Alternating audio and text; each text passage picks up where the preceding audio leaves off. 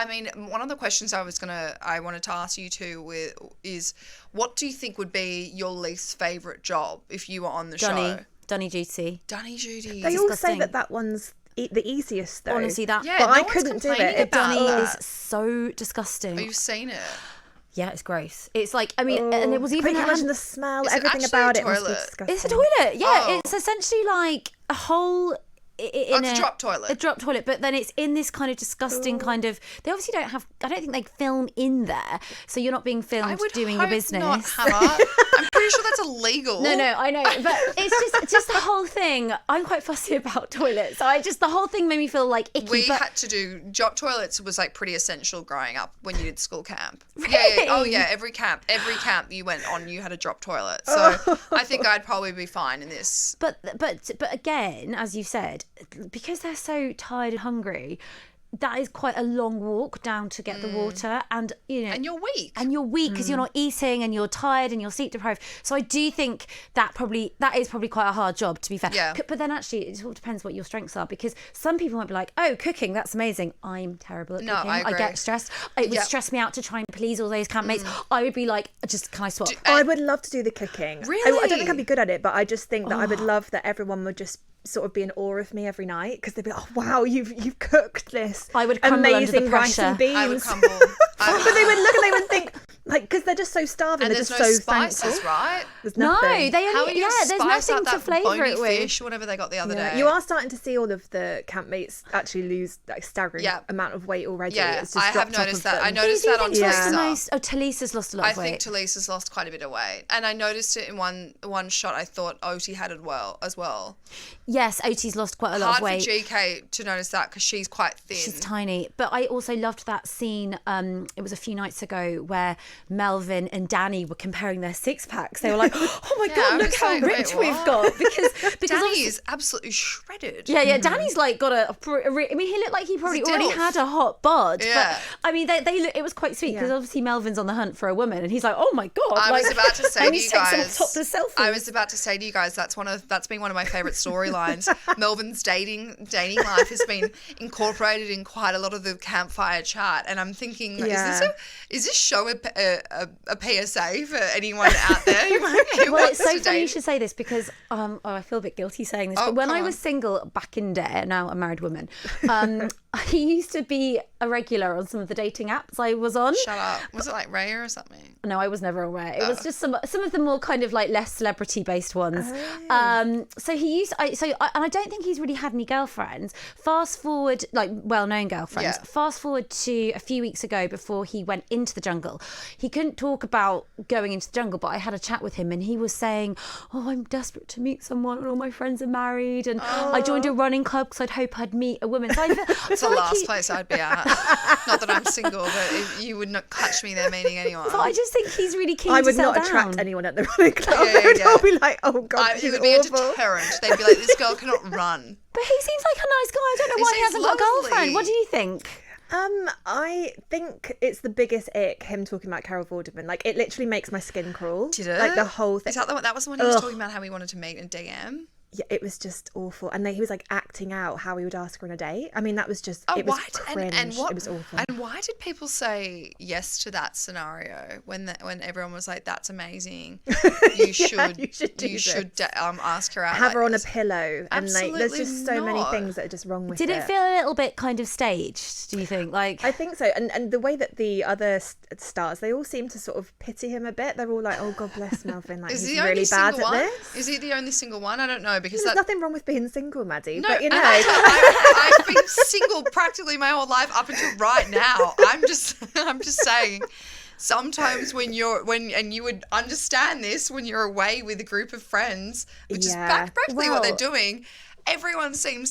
Everyone will put the single person on a spike, and you will sit there in the middle of the camp field or whatever you are, the Airbnb, and you won't stop talking about various fake scenarios. They're just living through him vicariously. Exactly. Tell us your worst dating story. Tell Maddie, us your crush. You should be going out with Melvin.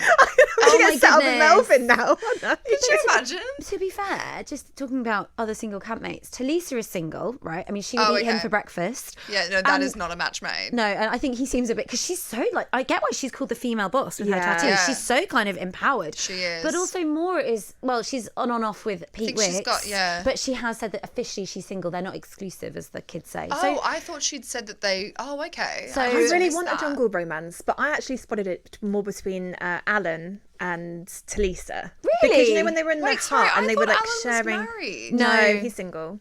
And he's got kids. He's got one child, one daughter. Oh, so he was talking about last night when he was talking about his daughter's mum. Yes, they're not together anymore. Oh, okay. But you're right, actually, because they have been sort of very partnered up throughout the whole show and then as they jungle always leaders. sit next to each other, and I think they're very yin and yang, or different. But I see it know Oh my happening. gosh, do you think this could be a secret Tulisa jungle and romance? Alan. Yes, yeah. Oh my. Well, he's also very submissive of her, so he respects that power, which I Yeah. think she needs. And she also spoke about not having had sexual relations for several years as well. So Oh, did she say that? Well, Yeah. they could get. And she they said that could she's rumble in the jungle. Is I it love that. demisexual? She said, where she's not attracted to. Unless she wants to sort of go through. I'm not going to be able to explain this very well.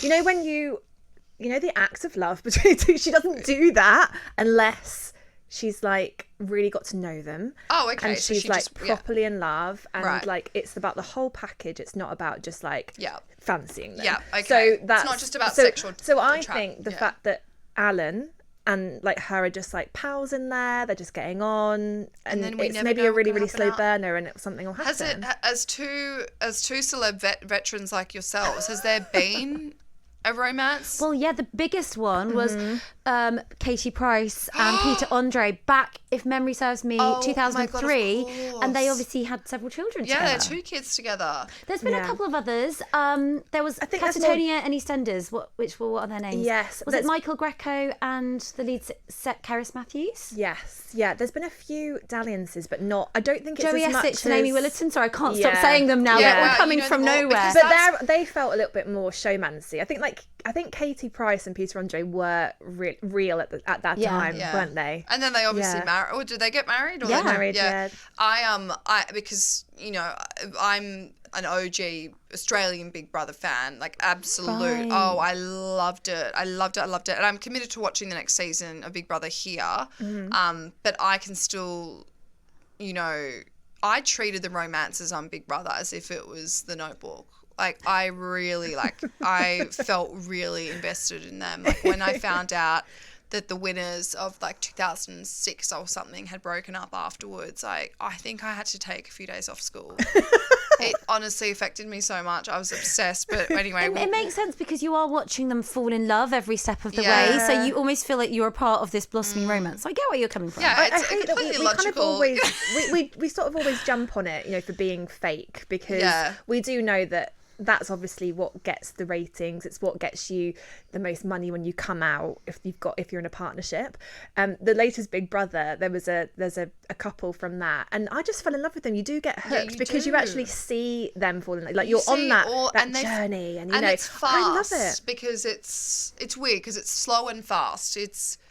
They're spending so much time together in such, you know, close How could you proximity. fake that? Like being being you wouldn't someone be able on to. you. No, I could What not. did well, we're going to move on to the clock trial because we saw Tulisa finally do her first bush tucker trial, and God, this one was tough. I have to say, this one was tough. She finally screamed. She said she'd been holding it in because she didn't want any of the viewers to know that she was a screamer, to quote. And oh, this one was hard. The amount of creepy crawlies on her when she's flipping around and then they fall back. Do you guys think that you would be able to name, I mean, for anyone who didn't even watch it, some of the questions she's being asked that she has to say within a minute, is it a minute or several, I don't know, seconds, I don't know what it was, but she used to name the 12 months of the year. That absolutely sent me because I was like, I feel like we could do that. You could do that. We could do that. I'm not trying to, you know, condescend her, but not naming 12 states in the United States was so funny. I do think though that a lot of Brits don't know all the states in America. I know Yeah. that. I mean, I feel like I've done when I've been traveling and we've been really bored. This is the days before mobile phones. But that was a game that we used to play. But I think that Oh, yeah. but generally, I don't think.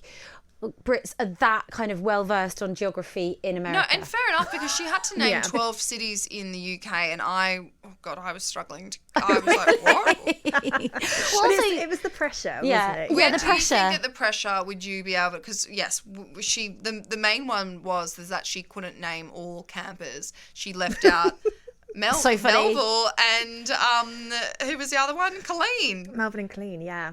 I think though sometimes when you have to think under pressure fast, my mind does just go blank. I agree. It's like the panic of it. So I think that she probably had to get herself to like a calm headspace, and then obviously dealing with all the creepy crawlies. I mean, you've obviously grown up in Australia. Like, what ones have you lived with? Have you seen any? Oh well, in the wild, like in your house or anything? I mean, the thing that because we spoke about this yesterday on the show, how Moira was so scared of spiders. That wouldn't scare me. I mean, if I saw a massive huntsman, yes, I would be quite scared by that, but little spiders are just absolutely everywhere. That doesn't bother me. And cockroaches are disgusting. Yeah, gross. And I think it's the amount of things that are dropped on you. Like, if I had that many cockroaches, yes, I'd be terrified, and I couldn't be able to hide that just because I've grown up with that always being in your house, or like grasshoppers or whatever. She had like witchetty grubs on her, which is disgusting. Gross. But the one thing I wouldn't be able to do, no snakes. I can't do that. Oh, really? I don't see snakes often at all. Like, that's a rarity. I would never see a snake in my backyard. I'm from the city, and mind you, when I say the city, there's still a lot of grass and bushland surrounding most parts of Sydney. But it'd still be rare to find a snake in your backyard unless you were living in bushland, even if it was like a kind of a house that had a lot of bush around it. But that would terrify me. So I was shocked when Moira just sashayed her little body past 2 pythons, on the night before last, but then she couldn't get through the spiders. Yeah. What about you? Are you scared of anything? I don't think I would be able to do what Tulisa did with the pressure or no pressure. I just think I don't know. It's just that it was a horrible task for her to do. One, just being upside down like that, strapped in. I think like the expectance of, she knew everyone's watching and you have to get these answers right.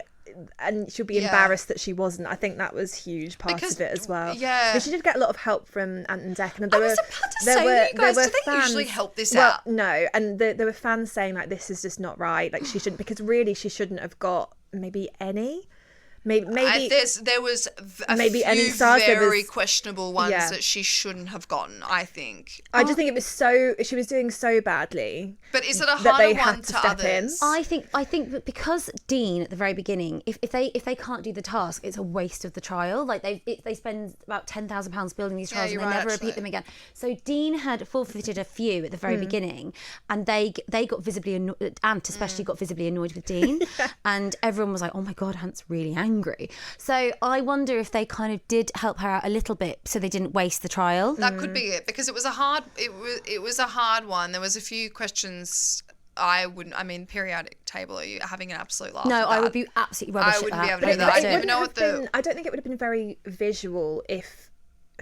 When you look at her spinning round, there wasn't much else to it. Okay, there's some bugs and she screamed a bit, but actually without her answering and there being a bit of progression in the trial, it was a bit boring. So I think they needed to sort of help her along. It became part of it, didn't they? Yeah, I agree. Even when she actually got the 12 months of the year, she got that within 10 seconds, and then it's just the rest is just boring. Yeah. So I agree. It's like maybe they did have to help her out with a few of those ones. Otherwise, it would not be entertaining for us at all. But just lastly on I'm a Celebrity, guys. One of the things that I obviously noticed it straight away and thought was quite weird, but you have reported about in The Sun, I don't know if it was specifically you two, but Melvin breaking that jungle rule by saying happy birthday mum when he was told he wasn't going to be doing the Bush Tucker trial tomorrow. Yeah, we covered that last night because they're meant to be in silence when they're sat around there. They're not meant to have any communication. Right. And we've seen over the years that they break this sneakily by discussing with their families, like signals. Yeah. It's actually really annoying me when Alan does that every day. It's, I don't know, his posture is on point though, because he goes like really, I just whacked my mate. He goes like this and then He just does a little heart that to for his his daughter? daughter. We did a story about Colleen Rooney's obviously always wearing her necklace that has all of her kids' names on it. Yeah. And she's always got that in full view. She touches it, doesn't she? And She's been touching it when to sort of that's her sign back home to say that she's thinking about her kids. But yeah, you're right. Melvin actually breaking that fourth wall and actually saying something. I wonder if he would get, not disqualified, but I wonder if they get in trouble for that. I wonder if the producers like politely remind them that they're not really supposed to. As opposed to like taking away it a reminds meal. you how it's so different. We're talking about Big Brother a lot, but it's so different, I think, from the back of watching that series and then going straight into this, how it's a lot more, it feels a lot more produced because you've got them talking to the cameramen when they go out on trials, and you've got Ant and Dec walking into the jungle. So it felt as if Melvin had kind of he knows that the cameras are on them, and that makes me worry that they're very self-aware all the time. Instead of being able to relax like maybe in Big Brother, because you do forget more. Yeah. I mean, I know that a lot of them do eventually relax, but I don't know if I would be able to, knowing that there was cameras, especially that scene last night at the 4 a.m, 3 a.m, whatever it was, when Jane was walking around and the rat was hanging about. I was just thinking, wow, you are literally getting filmed 24/7.